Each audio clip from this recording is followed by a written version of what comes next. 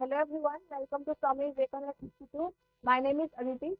So in the last session we have discussed about what आपकी disease that diet in what kind of diet we have to follow in the obesity condition and tuberculosis condition. Now we are going to discuss about obesity जो मैं आपको पहले बता चुकी हूँ.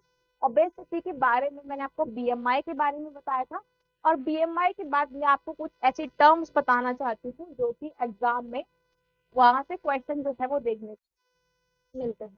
मैंने आपको बीएमआई बताया था, बॉडी मास इंडेक्स, जिसका फॉर्मूला था वेट अपॉन हाइट का square, mean KG upon metre square. तो यहाँ पे ये मैंने आपको बताया था कि यहाँ पर आप बीएमआई जो है कैलकुलेट कर सकते हैं. नाउ अगर अब मैं ओबेसिटी की आगे बात करूँ तो यहाँ पे फर्स्ट मैं बात करना चाहती हूँ माल न्यूट्रिशन के बारे में. तो माल न्यूट्रिशन का मतलब क्या है यहाँ पर, अगर इनके बारे में हम पहले डिस्कस ऑलरेडी कर चुके हैं, बट मुझे आपको कुछ रेंज बतानी है और किस तरह के क्वेश्चन जो है वो आते हैं. माल न्यूट्रिशन का मतलब क्या है, अगर आपकी बॉडी में किसी भी तरीके की डेफिशिएंसी हो जाती है, किसी भी न्यूट्रिएंट की डेफिशिएंसी हो जाती है, तो उसको बोलते हैं माल न्यूट्रिशन. और अंडर न्यूट्रिशन क्या है, अगर आपके पास फूड इंटेक आपका अच्छा नहीं है और रिपीटेड इन्फेक्शियस डिजीज हो जा रही है, तो आप बोलते हैं अंडर न्यूट्रिशन. मतलब यहाँ पर आपको न्यूट्रिएंट प्रॉपर अमाउंट में नहीं मिल रहे हैं, फूड जो इंटेक है वो इनसफिशिएंट है और रिपीटेड मोड पे आपको वो इन्फेक्शन चलता जा रहा है. जैसे एक मैं बात करूँ फीवर की, किसी को क्या है फीवर जो है वो कंटिन्यू रहता है, that is due to the, अगर या तो उसकी बॉडी में प्रॉपर न्यूट्रिएंट्स नहीं जा रहे होंगे, ठीक है, या उसकी बॉडी में कुछ और डिजीज भी हो सकती है. तो यहाँ पर जो फूड इनसफिशिएंट है और इन्फेक्शियस डिजीज रेपिटेटिव मोड में चल रही है, तो वो क्या होता है अंडर न्यूट्रिशन.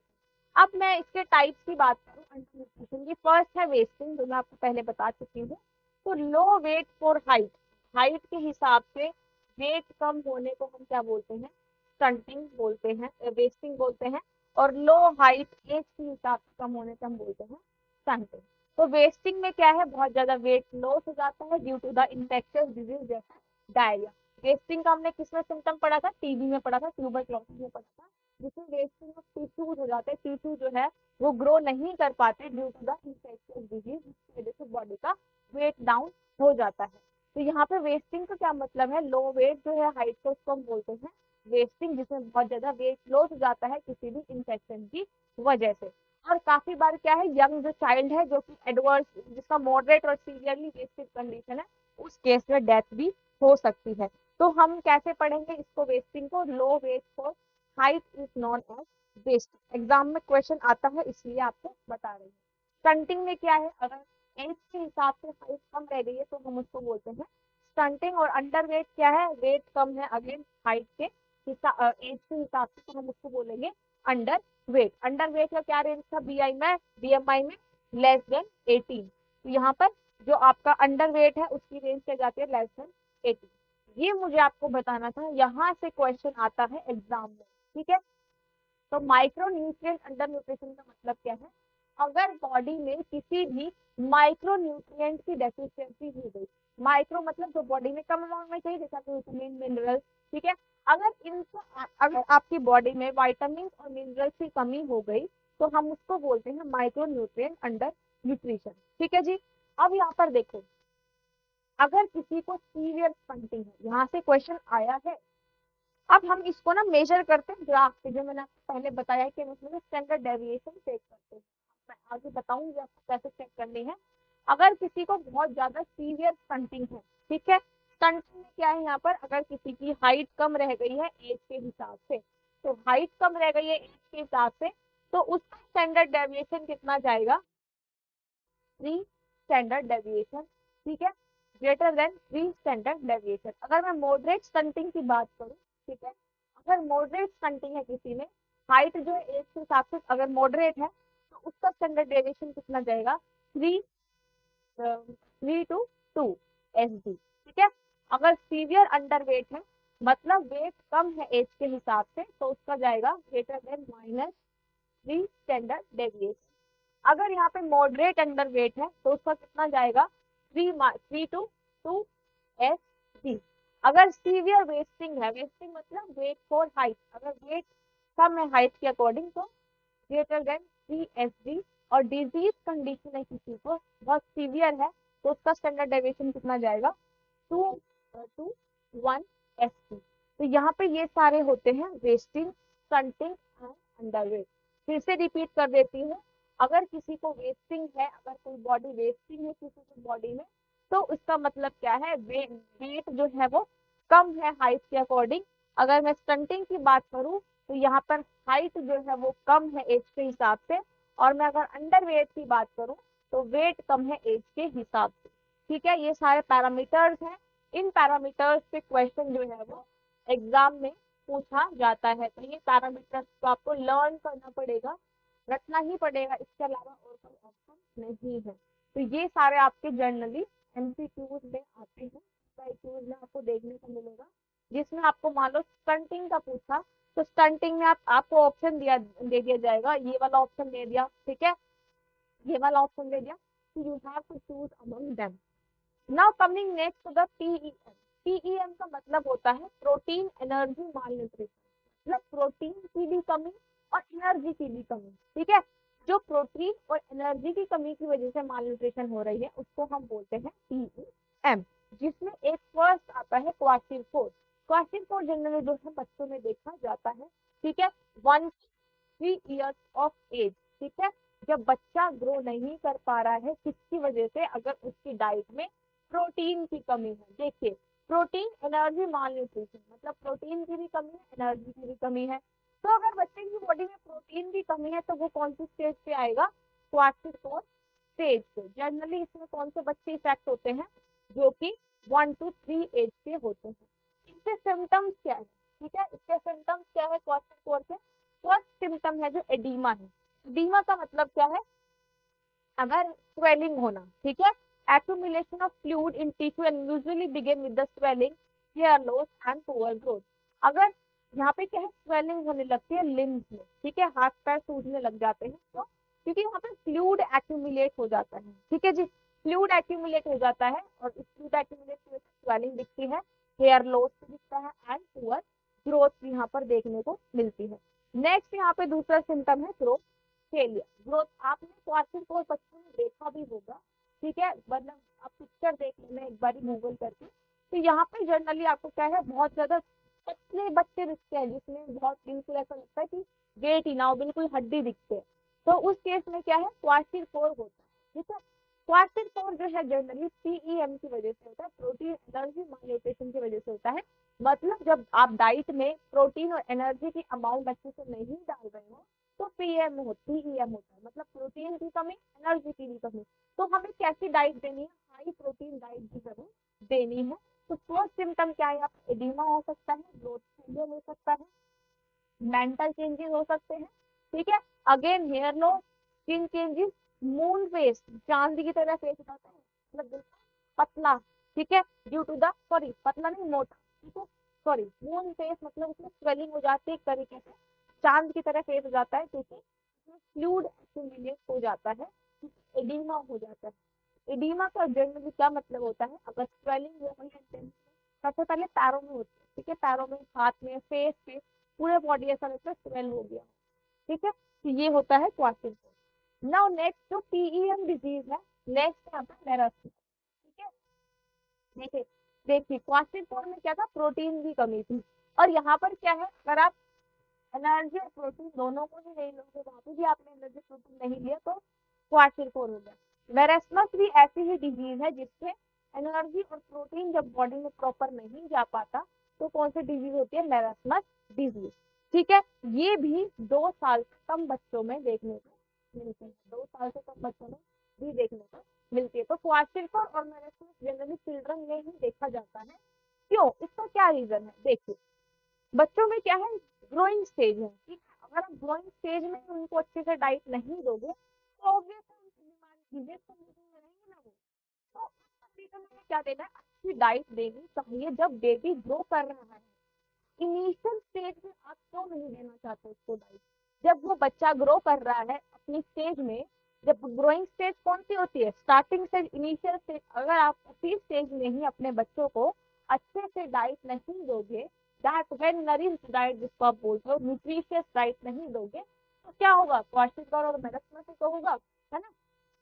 तो क्या करना है, जो मेरस्मस कंडीशन है, मेरस्मस कंडीशन देखिए, अगर पॉवर्टी है, ठीक है, आपने देखा होगा जो गरीब लोग होते हैं, गरीब इलाके में जो है, जैसे आपके स्लम एरियाज हो गए, वहां पर बच्चे देखना कभी बहुत ज्यादा वेस्टिंग स्टंटिंग के शिकार मिलेंगे। क्यों, पॉवर्टी, गरीबी, इकोनॉमिक कंडीशन अच्छी नहीं है, फाइनेंशियल कंडीशन अच्छी नहीं है, तो वो प्रॉपर न्यूट्रिएंट्स भी नहीं ले पा रहे हैं, और प्रॉपर न्यूट्रिएंट्स नहीं लेने की वजह से उनकी बॉडी में क्या है, स्टंटिंग वेस्टिंग जनरली देखने को मिलती है। क्वार्टिकोर, मेरास्मस, ये सब बहुत इजी देखने को मिलता है, बट ये ज्यादा पहले के ये पहले उसमें देखा जाता था, आजकल जमाने में इतना नहीं है, बट इस कगार पे नहीं जितना पहले। आजकल क्या है, गवर्नमेंट ने बहुत ज्यादा इनिशिएटिव लेने स्टार्ट कर दिया, बहुत सारी स्कीम्स चला दी है गरीब लोगों के लिए, कि वो आपका सब खाना डिस्ट्रीब्यूट करे, ताकि कोई भी बच्चे अंडर वेट ना रहे, सब बच्चे क्या रहे, हेल्दी रहे। बट कहीं ना कहीं उनकी फिर भी फाइनेंशियल कंडीशन खराब होने की वजह से लोग एक हेल्दी, वेल न्यूट्रिशियस जो फूड है वो अडेप्ट नहीं कर पाते, जिनकी वजह से उनकी बॉडी में बहुत सारी बीमारियां हो जाती है। जनरली बच्चों को बहुत इफेक्ट करता है मेरास्मस, क्वार्टिकोर, ठीक है, जिनकी वजह से वो वेस्टिंग, स्टंटिंग, ये सारी बीमारियों का शिकार हो जाते हैं। तो वैसे तो आपके गवर्नमेंट ने बहुत ज्यादा स्कीम चला दी है, बहुत फोकस किया है कि कोई भी बच्चा जो है वो आपका स्टंटिंग वेस्टिंग कंडीशन में ना आए, तो स्टिल वहां पर बहुत सारे आज भी ऐसे एरियाज हैं जो अंडर डेवलप्ड है, जहाँ पर आपका सोर्सेज नहीं है, there are lack of sources, उनकी वजह से जो बच्चे हैं वो प्रॉपर न्यूट्रिशन जो है नहीं ले पा रहे हैं। चाहे आप उधर चाहे कितने ही न्यूट्रिशन प्रोग्राम चला दिए, हमने पढ़ा था पहले भी कि न्यूट्रिशन प्रोग्राम चला जाते हैं वो काफी बार ये हो जाते हैं, कुछ कम्युनिटी पार्टिसिपेशन, कुछ कम्युनिटी पार्टिसिपेट नहीं करना चाहती, कुछ लोग अवेयर नहीं होते, किसी लोगों को पता नहीं चलता, कोई पेरेंट्स अवेयर नहीं होता अपने बच्चों के लिए, तो उसको ध्यान में रखते हुए क्या करना है, मेरास्मस, मेरेस्मस और क्वाशिकोर जैसी बीमारियों को हमें क्या करना है, हटाना है। तो आइए यहाँ पे डिस्कस करते हैं दोबारा से मेरास्मस मतलब क्या होता है। मेरास्मस का मतलब होता है अगर एनर्जी और प्रोटीन इनएडिक्वेट है, अगर प्रॉपर अमाउंट में हम नहीं ले पा रहे हैं, तो वो मेरास्मस कंडीशन होती है, जिसमें जो है बॉडी में से फैट खत्म हो जाता है, इसके बहुत पतले इंसान दिखते हैं, muscle and tissue of the body, ठीक है, वेस्टिंग हो जाती है फैट की, मसल्स की, टिश्यू की, जिसकी वजह से वेट लॉस हो जाता है। इनएडिक्वेट फूड इनटेक की वजह से chronic starvation and untreated water are risk of marasmus. Marasmus किस किस वजह से हो सकता है, जनरली अगर आप फूड अच्छे से नहीं ले पा रहे हो, बहुत लंबे समय तक आप भूखे रह रहे हो, आपको खाना नहीं मिल पा रहा है, या फिर आप अडल्ट्रेटेड वाटर पी रहे हो, वो सारी कंडीशन होती है मेरास्मस की। नेक्स्ट यहाँ पे क्या है, जनरली किसको इफेक्ट करता है, ये 2 साल से कम वाले बच्चे को। सिम्टम्स पढ़ते हैं, सिम्टम्स में क्या है, मसल वेस्टिंग, ठीक है, एकदम पतले हो जाते हैं। नेक्स्ट यहाँ पे लूज स्किन फोल्ड, जब खाना नहीं जाएगा तो टिश्यूज है वो लूज पड़ जाएंगे, क्योंकि यहाँ पे वेस्टिंग हो गई, वेट ही नहीं गेन हो रहा उनकी एज के और हाइट के हिसाब से, तो यहाँ पे स्किन फोल्ड लूज पड़ने लग जाते हैं, मसल लॉस हो जाता है, और बॉडी का वेट जो है वो डिक्रीज होने लग जाता है। तो that is the condition of marasmus, और पहले वाली क्या थी, क्वाशिकोर। नाउ यहाँ पर एक और डिजीज आती है जिसमें आता है मेरास्मस और क्वाशिकोर दोनों आता है, ठीक है। मेरास्मस और क्वाशिकोर में क्या है, मेरास्मस और क्वाशिकोर में दोनों के ही सिम्टम आते हैं, ठीक है, वह मेरास्मस के भी सिम्टम आते हैं और क्वाशिकोर के भी आते हैं। तो मेरास्मस और क्वाशिकोर किस वजह से होता है, अगर यहाँ पे एक्यूट और क्रोनिक प्रोटीन डेफिशिएंट हो, अगर यहाँ पर प्रोटीन की डेफिशिएंसी हो, ठीक है, मतलब वहाँ पे मेरास्मस भी है और क्वाशिकोर भी है, ठीक है, वहाँ पे प्रोटीन की भी कमी है और एनर्जी की भी कमी है। तो यहाँ पे इट इज कैरेक्टराइज्ड बाय, उसमें क्या सिम्टम्स आते हैं, एडीमा आता है, स्वेलिंग होने लग जाती है जॉइंट्स में, वेस्टिंग होती है, स्टंटिंग होती है, माइल्ड हिपैटो मिलेगी, ठीक है, ये आपके डायरेक्ट लीवर को इफेक्ट भी करता है। अब हम इसको कैसे हटा सकते हैं, जो आपका प्रोटीन एनर्जी माल न्यूट्रिशन है, जो प्रोटीन एनर्जी माल न्यूट्रिशन है, उसको आप कैसे हटा सकते हो, ठीक है। सबसे पहले क्या करना है, सप्लीमेंट्री फीडिंग। सप्लीमेंट्री फीडिंग का मतलब क्या है, आप यहाँ पर दूसरे सप्लीमेंट्स या फिर दूसरी डाइट को इंक्लूड कर सकते हो, जो आप डाइट खा रहे हो उसके साथ साथ दूसरी डाइट या फिर सप्लीमेंट ले सकते हो ताकि बॉडी में कमी ना रहे। दूसरा, यहाँ पर हम प्रॉपर डाइट ले सकते हैं। उसके बाद बिहेवियर चेंज कर सकते हैं अपना लोगों में। जो इनिशिएटिव चलाए हुए हैं गवर्नमेंट ने, जो स्कीम चलाई हुई है, उसका आप फायदा उठा सकते हैं। कैसे? जब आप कम्युनिकेट करोगे सोसाइटी में, ठीक है, जब आप पार्टिसिपेट करोगे तो पता लगेगा यहाँ पे कौन कौन सी चीजें अवेलेबल है। इन्फेक्शन को आप कंट्रोल कर सकते हो। पॉवर्टी एलिमिनेशन, पॉवर्टी गरीब रेखा को आप कम कर सकते हो। कैसे? एजुकेट करके लोगों को, ठीक है, और कम्युनिटी पार्टिसिपेट करके स्कीम चले गई है उनका इस्तेमाल करके। Promoting food security, food security हो, फूड सेफ रहे, अच्छा खाना खाओ। अगर आप अच्छा खाना खाओगे, सेफ खाना खाओगे, हाइजीन खाना खाओगे, तो ये सब बीमारी जो है वो नहीं लगेगी। नेक्स्ट यहाँ पे अब मैं अंडर वेट कंडीशन की बात करूँ तो यहाँ पे जो अंडर वेट बच्चे हैं, ठीक है, जो आपका बिल्कुल 18 वाली रेंज में आते हैं, 18 जिनका बीएमआई होता है 18 से कम होता है, अंडर वेट कंडीशन में आते हैं, तो उनका वेट नहीं बढ़ रहा है। तो उनका वेट कैसे बढ़ाना है? तो उनका वेट कैसे बढ़ेगा? मतलब वो अगर हाई कैलोरी फूड खाएंगे, ठीक है, तो यहाँ पर क्या करना है? हाई कैलोरी फूड खाना है, हाई प्रोटीन लेना है, हाई फैट डाइट लेनी है, ठीक है, ताकि उनका वेट जो है वो गेन हो जाए। 2 कैलोरी फूड खाएंगे तो वेट तो कम होएगा ना, लेकिन हाई कैलोरी फूड खाएंगे तो वहां पर क्या करना है? वेट जो है वो गेन हो जाएगा। अंडर वेट की कंडीशन में हाई कैलोरी चाहिए, हाई प्रोटीन चाहिए, हाई फैट डाइट चाहिए, विटामिन मिनरल इंटेक भी अच्छा चाहिए, बैलेंस फूड जो है वो चाहिए, जो कि बच्चा अंडर वेट है, जिसका वेट नहीं बढ़ रहा है। डाइट प्लान कैसे बेस करेंगे, उसका कैसे डाइट प्लान बनाएंगे? देखिए, पहले हम एनर्जी के बारे में डिस्कस करते हैं।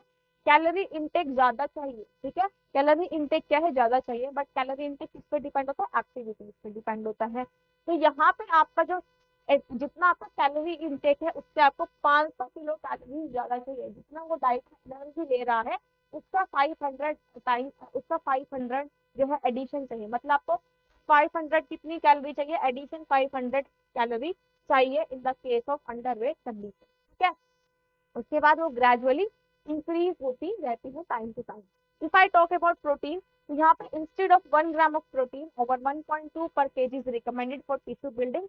अगर यहाँ पे 1 ग्राम प्रोटीन की जगह 1.2 और 1.5 की आप रेंज ले सकते हो, क्योंकि गुड प्रोटीन जो है वो बॉडी यूटिलाइज कर लेता है और यहाँ पे टिश्यू ग्रोथ में, उनकी मसल बिल्डिंग में भी हेल्प करता है। तो एडिशन में आप 1.2 से 1.5 रेंज तक ग्राम ऑफ प्रोटीन जो है वो लेना चाहिए। Now next is if I talk about fat, ठीक है, अगर मैं फैट की बात करूं तो हमें फैट कंटेंट भी इंक्रीज करना है, ठीक है। अगर मैं फैट कंटेंट को इंक्रीज करूंगी तो मैं कैसे फैट डालना है जो कि इजीली डाइजेस्टिबल फैट है, ठीक है।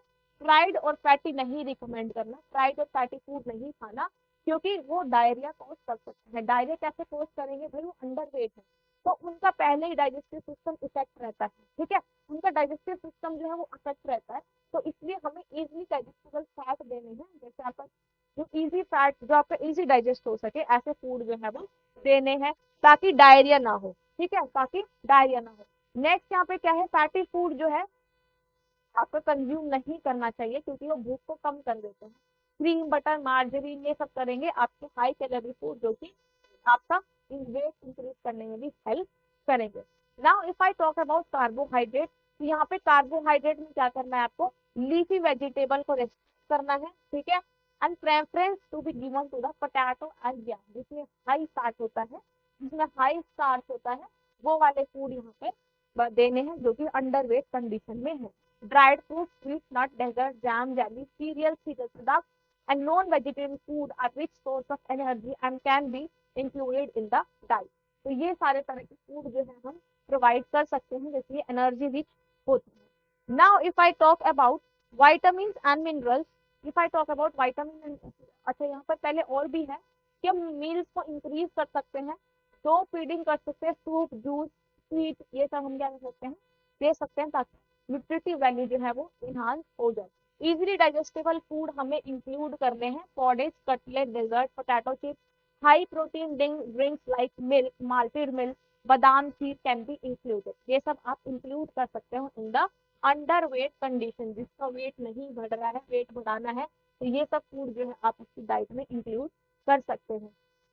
थिक सूप जो है वो इजीली डाइजेस्टिबल है, हाईली न्यूट्रिशियस है, इसलिए आप इनको भी इंक्लूड कर सकते हो। Next if I talk about vitamin and minerals, तो विटामिन और मिनरल्स में क्या क्या इंक्लूड कर सकते हो, ठीक है। There is no need for extra vitamin and mineral supplement, ज्यादा एक्स्ट्रा सप्लीमेंट देने की जरूरत नहीं है अगर आप ये सब डाइट में मॉडिफाई कर रहे हो तो अगर ये सब डाइट में मॉडिफाई हो रहा है तो there is no need of giving extra vitamin and mineral. ना फ्लूइड की अगर मैं बात करूँ तो फ्लूइड जो है that should not be taken before और विद द मील, मील के साथ या मील से पहले कोई भी फ्लूइड नहीं लेना है, सिर्फ कब लेना है, मील के बाद ही आपको पानी पीना है, ताकि फूड इंटेक जो है वो कम ना हो। जैसे आप पानी पी लेते हो ना, वो खाना खा रहे हो तो आप पानी पी लेते हो तो उससे क्या है, भूख खत्म हो जाती है। इसलिए पानी कब लेना है, मील से पहले या फिर मील के बाद, ठीक है, ताकि भूख खत्म ना हो। इनफ फ्लूइड लेने हैं ताकि आपका कॉन्स्टिपेशन ना हो। नेक्स्ट यहाँ पे एक्सरसाइज और बाउल्स, रेगुलर एक्सरसाइज करती रहना है, ठीक है, ताकि यहाँ पर जो भूख जो है वो मेंटेन हो। जितने फिजिकल एक्टिविटीज करते हैं उसका भूख जो है वो ज्यादा लगती है, ठीक है।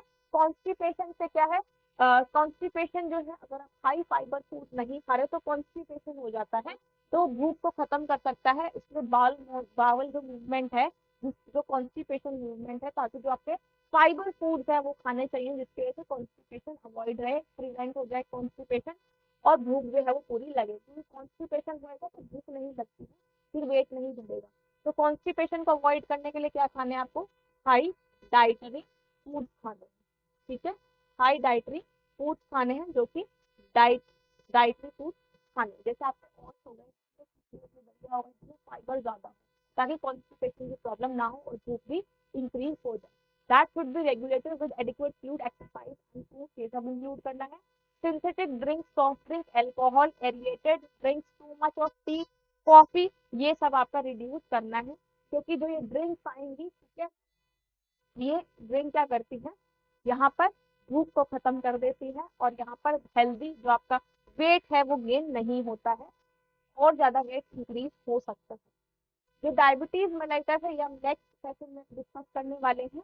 तो यहाँ पर आपका जो ओबेसिटी वाला मैंने आपको बता दिया है, यहाँ तक आप पढ़ लीजिएगा। नेक्स्ट सेशन में हम आगे डायबिटीज मेलाइटस, कैंसर और जीआईटी प्रॉब्लम्स, इन सब के बारे में एम्फेसाइज करेंगे, इन सब के बारे में पढ़ेंगे। तो यहाँ पर जब भी आप ओबेसिटी की बात करते हो तो ओबेसिटी में आपको मेन क्या करना है, या फिर अंडर, देखो ओबेसिटी में क्या करना है, यहाँ पर लो कैलोरी फूड खाना है, ठीक है, लो कैलोरी फूड खाना है, और अंडर वेट कंडीशन में हाई कैलोरी फूड खाना है।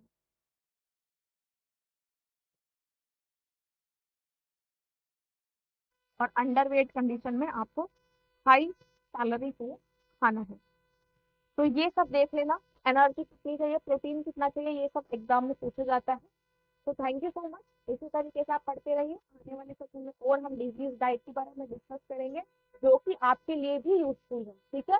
कोई भी डिजीज कंडीशन है, ओबेसिटी है, फिर कोई अंडर वेट है, तो ये सभी आपके लिए बहुत ज्यादा यूजफुल है। Thank you so much, bye and take care.